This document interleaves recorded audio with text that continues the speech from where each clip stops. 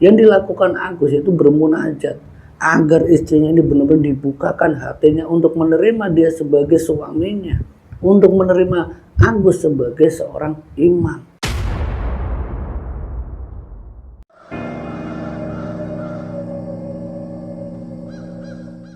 Bismillahirrahmanirrahim. Assalamualaikum warahmatullahi wabarakatuh. Alhamdulillah wa syukurillah wa ni'matillah la haula wala quwata illa billah, amma ba'd. Jumpa kembali bersama saya Pak Ade di channel Hikmah Misteri.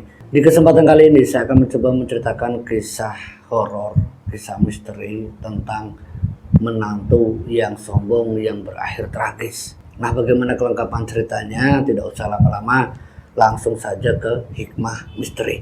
Sebut saja narasumber di sini namanya Agus. Dia menceritakan istrinya sendiri, sebut saja namanya Putri. Nah, Putri yang diceritakan Agus ini, dia itu menikah di salah satu gedung yang mewah, yang semuanya itu ya dikelola oleh keduanya, atau biaya itu diurus oleh Agus dan Putri. Tapi di balik pernikahan itu ada sesuatu yang sebenarnya disimpan oleh Agus. Nah, waktu itu dari keluarga besarnya Putri itu memang tidak tahu latar belakang Agus itu siapa. Karena yang diketahui oleh Putri dan orang tuanya, Agus yang bekerja di salah satu perusahaan besar.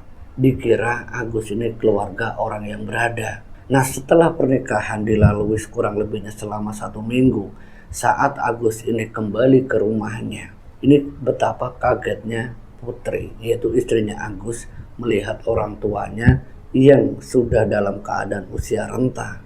Dia tinggal sendiri, rumahnya juga dia rumah yang biasa. Nah, waktu itu Putri benar-benar tidak percaya kalau ternyata kehidupan orang tuanya Agus itu begitu, ya maaf kata Putri, itu begitu kotornya. Karena apa yang diketahui Agus, Putri ini adalah seorang anak konglomerat. Dia orang kaya dan pola hidupnya itu ya memang serba kecukupan, serba ada. Nah, sewaktu balik ke kampung bersama Agus untuk menemui orang tuanya, keadaan di kampung waktu tinggal bersama mertuanya, ini yang diceritakan Agus. Waktu itu Agus, entah ya namanya rezeki, Agus itu keluar dari perusahaan di mana tabungannya dia itu habis untuk pernikahan antara Agus dan Putri. Nah, sewaktu dia sudah keluar dari perusahaan sebulan karena pernikahan yang mengharuskan dia akhirnya dikeluarkan, ya karena pernikahan yang dilalui oleh Agus dan Putri ini hampir 1 minggu lamanya, dan itu menguras biaya yang tidak sedikit. Dan ini tabungan Agus pun harus habis untuk mencukupi keinginan daripada Putri dan keluarga besarnya. Sewaktu tinggal di rumah mertuanya, pertama kali yang dikatakan Putri ke Agus, melihat suasana rumah yang begitu kotor, karena hanya tinggal orang tuanya Agus sendiri. Bagaimana juga orang tua yang sudah renta, mengurusi seluruh rumah, harus menyapu, harus ini itu dan sebagainya. Nah, waktu itu kedatangan Putri itu disambut ramah oleh mertuanya. Tapi berbeda dengan Putri. Putri ini acuh dan seperti enggan menyapa dengan orang tuanya Agus. Dan bahkan bilang, "Mas, kita sebaiknya jangan nginep di rumah ini, kita nyari hotel saja." Nah, Agus waktu itu bilang sama Putri, "Maksud kamu apa, Putri? Ini rumahku, ini rumah ibuku, ini tanah kelahiranku dan aku di sini dibesarkan oleh ibuku. Kenapa harus nginep di hotel? Di hotel kan ada biaya. Ya kalau saya tinggal di sini, Mas, saya tidak bisa, Mas. Nanti alergi, Mas. Nanti kena ini, kena itu." Itu yang dikatakan Putri sama Agus. Nah, waktu itu Agus yang menikah itu baru sekitar 1 minggu lebih. Ini harus mau menuruti keinginan istrinya, yaitu Putri. Tapi keinginan mertuanya Putri itu ibunya Agus.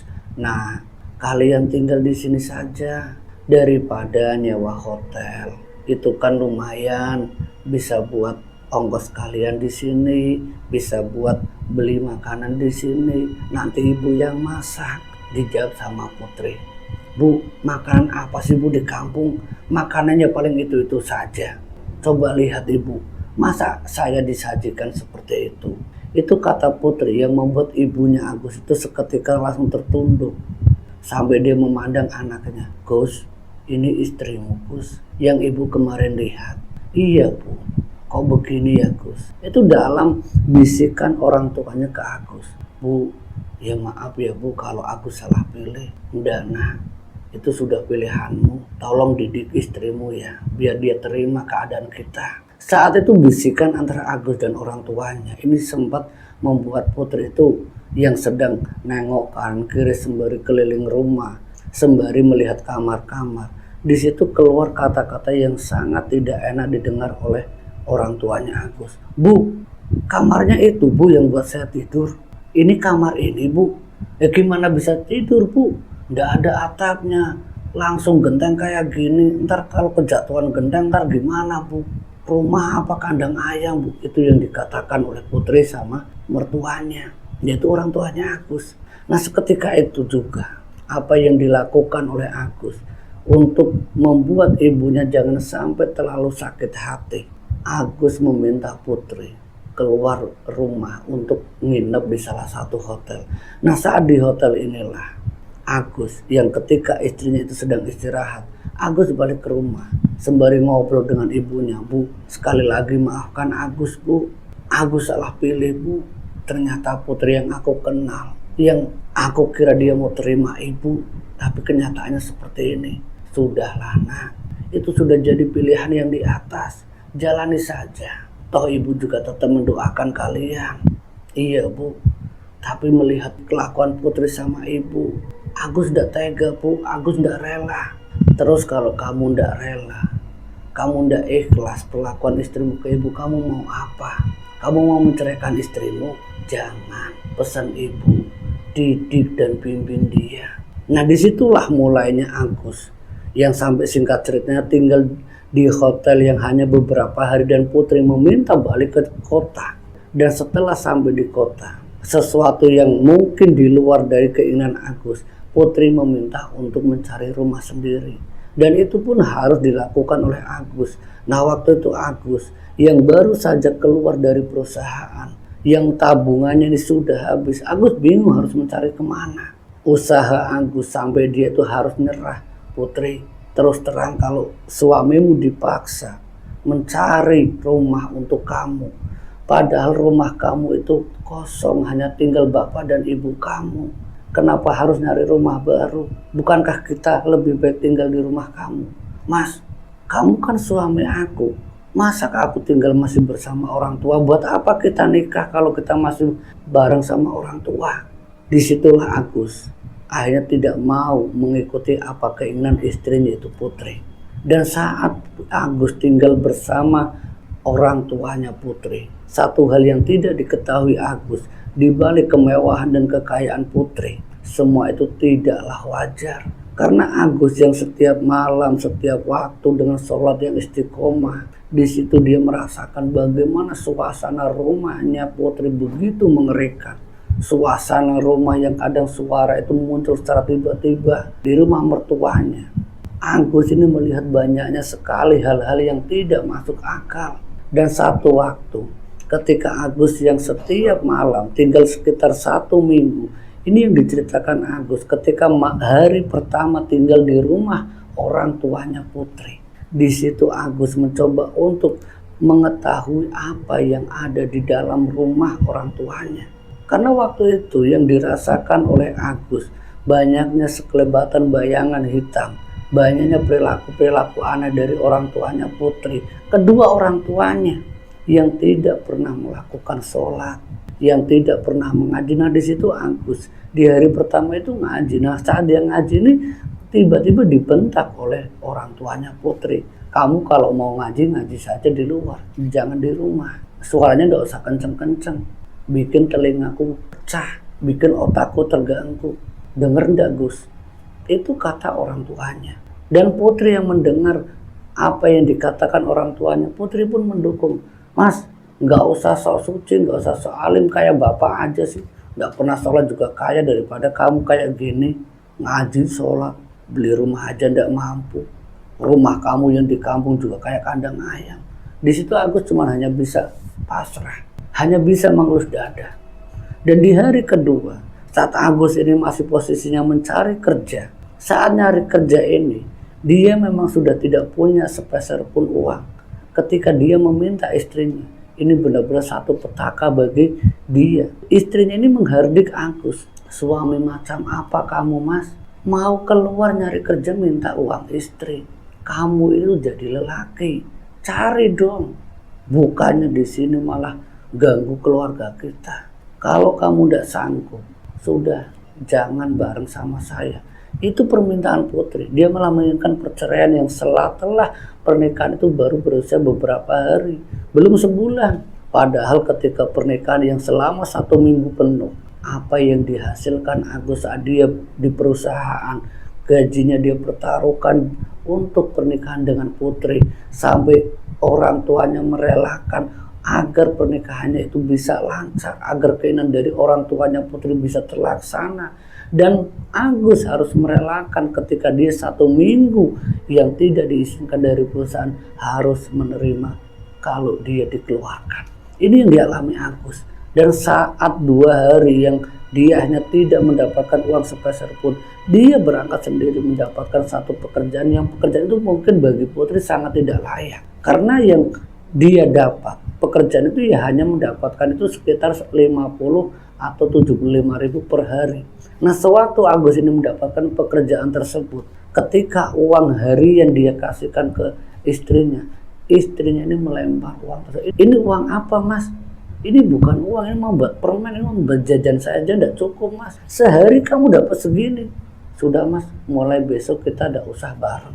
Nah, disinilah Agus setelah 3 hari tinggal di rumah Putri, kelakuan Putri yang sudah di luar batas bersama dengan kedua orang tuanya, Agus lebih memilih untuk nyari kontrakan yang waktu itu masih ikut bersama salah satu teman kampungnya. Dia nginep di rumah temennya. Nah, disitulah Agus cerita bagaimana perilaku istrinya. Tapi saran temennya, Gus, bagaimanapun juga dia sudah jadi istrimu. Ingat pesan orang tua kamu, didik dan bimbing dia.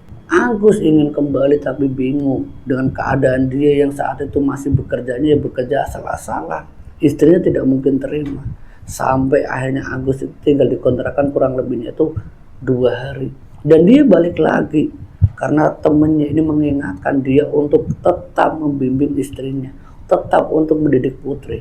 Nah, saat dia tinggal bersama Putri, masih balik lagi bersama Putri, disitulah dia melakukan beberapa hal yang mungkin membuat Putri ini akhirnya bisa mau menuruti Agus. Yang dilakukan Agus itu bermunajat agar istrinya ini benar-benar dibukakan hatinya untuk menerima dia sebagai suaminya, untuk menerima Agus sebagai seorang imam. Dan di saat Putri yang sudah mau mengikuti kebiasaan Agus dengan sholat 5 waktu, yang waktu itu masih benar-benar bingung apa yang namanya sholat. Di situ orang tuanya melihat apa yang dilakukan Putri, dan saat itu orang tuanya benar-benar marah sama Putri dan Agus. Agus, kamu suruh istrimu, anakku, untuk melakukan seperti kamu. Tidak ada gunanya, percuma. Kamu di sini ngerepotin, mendingan kamu keluar dari rumahku. Jangan pernah lakukan sholat di rumah ini. Dulu dia ingat ketika dia pertama kali datang nginep, ngaji diusir. Ketika mengajak istrinya sholat, dia diusir lagi. Apa sebenarnya orang tuanya? Tapi aku tidak menyerah begitu saja, karena waktu itu Putri juga menginginkan untuk tinggal di rumah orang tuanya. Putri meminta orang tuanya untuk tidak ikut campur dengan keluarga barunya. Tapi di saat Putri menjelaskan ke kedua orang tuanya bahwa dia ingin membina keluarga baru, dikatakan sama kedua orang tuanya, kalau kamu mau membina keluarga kamu yang dalam kehidupan kayak gini susah, silahkan, tapi jangan di rumah ini, keluar kalian berdua. Di saat orang tuanya meminta keduanya untuk keluar, itu Putri dan Agus. Putri yang tidak sanggup hidup dalam keadaan susah, Putri tidak bisa. Putri lebih memilih ikut dengan orang tuanya. Ini sudah 2 dan 3 kali Agus itu diusir. Dan saat itu yang dialami oleh Agus, dia harus merasakan bagaimana rasanya orang susah, bagaimana hidup yang sangat dihina. Dan di situ saat Agus tidak punya pilihan untuk tetap tinggal di rumah bersama istrinya, di rumah mertuanya, Agus akhirnya harus pulang kampung. Tapi sebelum pulang kampung, dia berpesan pada istrinya, jaga baik-baik dirimu. Jaga baik-baik dirimu. Entah apa yang dikatakan Agus waktu itu saat dia sudah balik ke rumah. menyampaikan perihal bahwa hubungan keluarganya yaitu antara Agus dan Putri yang disampaikan ke orang tuanya Agus semuanya sudah berakhir. Tapi waktu itu orang tuanya Agus menasehati Agus kembali, Gus, kamu sebagai seorang lelaki jangan menyerah, ini cobaan hidup kamu harus bisa dan kuat, jangan kalah dengan harta benda. Dan singkat cerita, saat Agus yang sudah hampir 1 bulan tidak balik lagi ke rumah istrinya, ke rumah mertuanya, karena Agus sadar diri dia itu posisinya waktu itu sudah menganggur dan pekerjaan yang dia lakukan ya tidak bisa dibilang dia itu kerja. Pekerjaannya itu kadang ada kadang tidak. Nah, sewaktu dia balik lagi ke kota, pertama kali dia datang itu ke kontrakan temannya. Nah, di dalam kontrakan temannya ini dia mendapatkan satu kabar yang begitu mengerikan tentang istrinya itu Putri yang katanya meninggal. Dan di saat Agus mendengar kabar dari temannya yang dikontrakan, dia kembali ke rumah mertuanya, menanyakan apa yang terjadi dan dijelaskan sama orang tuanya, istrimu sudah meninggal. Dia meninggal karena mengikuti kamu. Dia meninggal karena apa yang diinginkan kamu. Dan saat itu aku sebagai orang tuanya tidak suka dengan kelakuan anak yang seperti itu, yang sering menentang dan bahkan membangkang. Dan setelah mendengar apa yang dikatakan kedua orang tuanya Putri, Agus balik lagi ke kontrakan temannya. Dan di saat di kontrakan temannya ini, banyak kabar tentang perilaku kedua orang tuanya Putri, bahwa mereka itu adalah pelaku pesugihan. Benar atau tidaknya, tapi Agus yang sebagai seorang suami yang masih sah secara hukum sebagai suami, beberapa hari setelah Putri ini meninggal, memang dia sempat merasakan ada hal-hal yang ganjal, ada hal-hal yang janggal, ada hal-hal yang aneh. Tapi keanehan itu tidak membuat dia itu percaya bahwa kenyataannya Putri itu meninggal. Dan satu waktu ketika setelah hampir beberapa minggu Putri ini meninggal, Putri yang seperti tidak terima dengan kematiannya, Putri selalu datang menghantui dan selalu mengatakan ke Agus, tolong bantu aku, tolong bantu istrimu. Itu selalu hadir. Dan apa yang dilakukan Agus benar-benar tidak tahu. Dia hanya bisa pasrah berdoa untuk almarhum istrinya.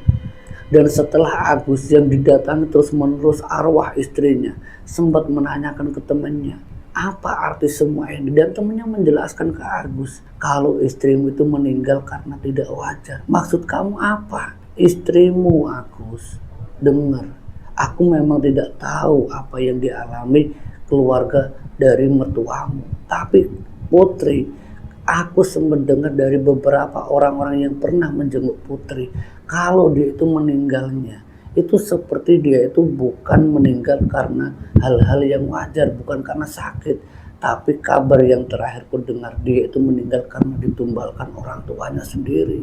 Dia ditumbalkan karena sudah membangkang apa yang diinginkan orang tuanya. Nah, disitulah Agus hanya mencoba mencari salah satu orang yang bisa membantu dan meyakinkan Agus apakah benar yang dikatakan temannya, kalau istrinya itu Putri itu meninggal karena ditumbalkan. Dan setelah Agus ketemu dengan salah satu praktisi, di situ Agus mendapatkan bimbingan dan semuanya terjawab bahwa di balik kematian istrinya itu Putri, memang benar kalau dia itu ditumbalkan. Dan singkat cerita, setelah apa yang dilakukan oleh Agus lewat bimbingan praktisi, ini benar-benar berdampak pada kedua orang tuanya Putri, dan keduanya harus mengalami sakit-sakitan yang sangat mengerikan. Sakitnya jauh lebih mengerikan daripada sakit yang dialami Putri, dan itu bertahun-tahun, sampai singkat cerita semua harta bendanya itu benar-benar habis. Jadi memang lama, kata Agus, hampir puluhan tahun, tapi semuanya itu tidak bisa dinikmati oleh kedua orang tua almarhum Putri, karena ternyata di balik Putri yang sudah meninggal, yang arwahnya mencoba untuk didoakan, diselamatkan agar tidak dijadikan budak pesugihan, wallahu a'lam, itu benar terjadi pada kedua orang tuanya. Orang tuanya harus dalam keadaan yang mengerikan, kurang lebihnya hampir 10 tahun tersiksa lahir batin, dan singkat ceritanya keduanya pun harus meninggal dalam keadaan yang tidak diinginkan. Dan saat itu Agus yang memang sudah tahu bagaimana azab, bagaimana karma bagi pelaku pesugihan, Di situ Agus mencoba untuk bilang sama kedua orang tuanya Putri yang sebelum saat keduanya meninggal sempat bilang, bertobatlah kalian, apa yang sudah kalian lakukan pada anak kalian sendiri, tobatlah. Tapi yang dilakukan keduanya justru malah mengusir Agus. Nah, disitulah akhir cerita dari kedua orang tuanya Putri yang ternyata keduanya adalah pelaku pesugihan yang berakhir tragis. Nah, dari cerita Agus ini kita bisa ambil hikmah dan pelajarannya. Akhirul kalam, wallahu muwaffiq ila aqwamit thoriq. Wassalamualaikum warahmatullahi wabarakatuh.